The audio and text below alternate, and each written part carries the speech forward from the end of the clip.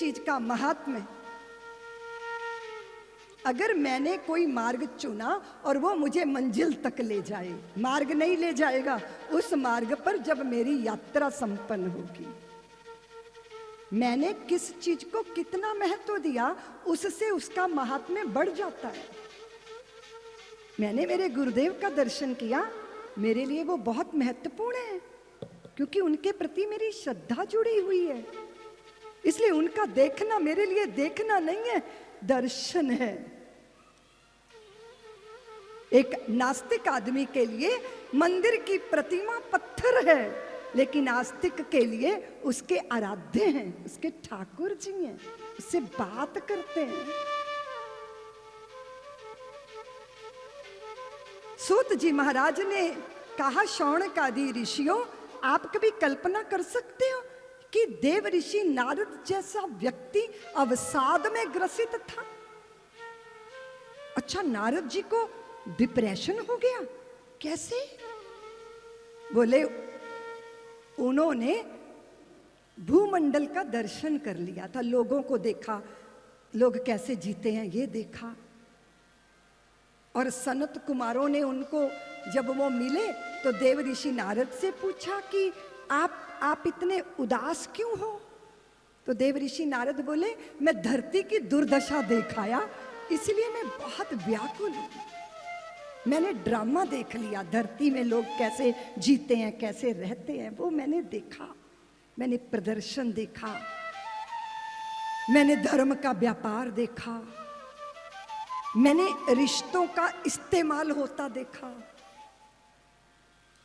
मैंने देखा कि स्त्रियां जब तक तरुणी हैं तब तक तो बड़ी प्रतिष्ठित हैं, और जब वृद्धा हो जाती हैं तो उपेक्षित हो जाती हैं। मैंने देखा कि भाई और भाई के बीच में उतनी स्नेह नहीं है जितना घर के अंदर साले की चलती है। मैंने विचित्र दशा में समाज को देखा, लोगों को बिकते देखा, खरीदते देखा।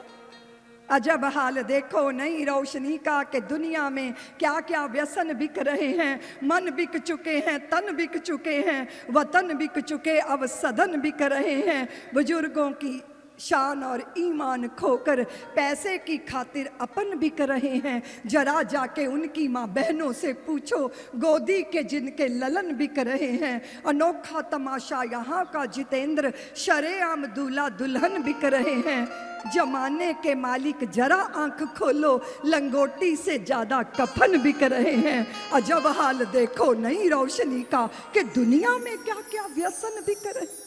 बाजारों में राधा कृष्ण बिक रहे हैं।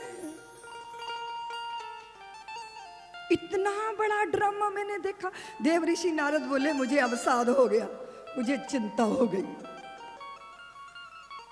ये मत कहिएगा कि किसी साधु को चिंता नहीं होती। हाँ, उसको किसी अपने विषय को लेके वो चिंतित नहीं होता, लेकिन समाज को देखकर, मनुष्यता को देखकर, जड़ जीवों को देखकर, जगत की दशा को देखकर किसी भी जागृत व्यक्ति को लगेगा कि ये क्या हो रहा है, ये क्यों हो रहा है, ऐसा क्यों किया जा रहा है।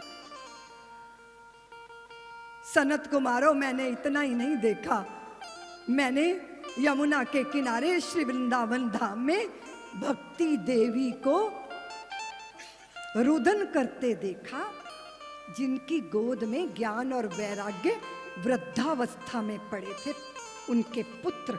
अब ये बहुत सुंदर रूपक है। अगर भक्ति तरुण हो और ज्ञान वैराग्य बुढ़े हो तो क्या सुख मिल जाएगा? वो भक्ति हो ही नहीं सकती जिसकी बुनियाद में ज्ञान और वैराग्य ना हो।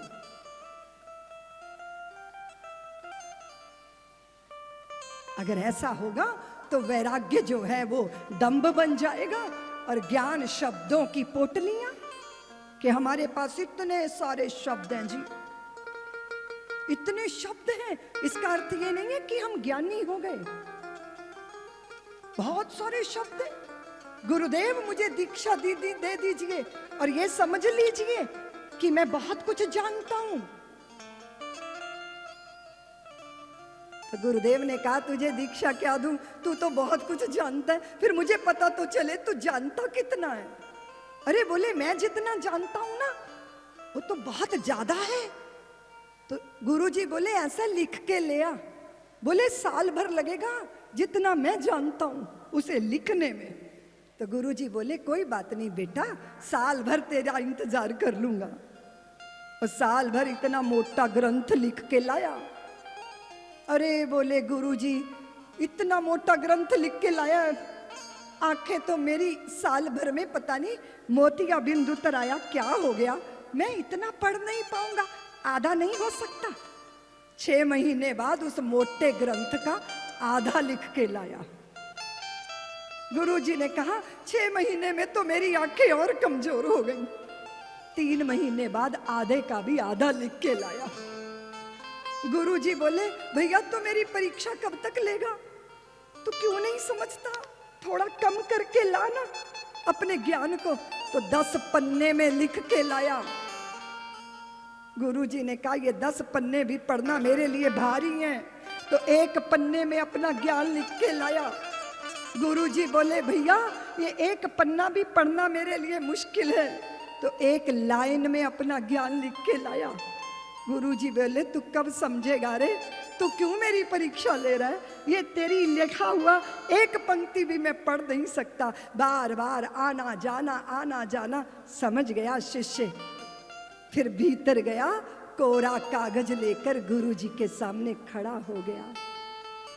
और गुरुजी उठकर खड़े हो गए, बाहों में बांध लिया, बोले आ जाओ मेरे गले लग जा, आज कागज कोरा नहीं हुआ, तेरा मन कोरा हो गया है, तेरा हृदय कोरा हो गया, और कोरे कागज पर ही मैं लिख सकता हूं। इसलिए स्मरण रखिएगा, जब भारत के संत महापुरुष दुनिया में जाते हैं, दुनिया कोरा मन है उनके पास। मेरे गुरुदेव रशिया गए, 35 आश्रम है गुरुदेव के रशिया में, वहां के लोगों का मन कोरा है अध्यात्म के विषय में, धर्म के विषय में, इसलिए बहुत आसानी से लिखा जा सकता है। भारतीयों का मन कोरा नहीं है, बुरा मत मानिएगा। ये भ्रांति है हमको कि हम सब जानते हैं, हमारे पास शब्द हैं, हमारे पास अनुभव नहीं है,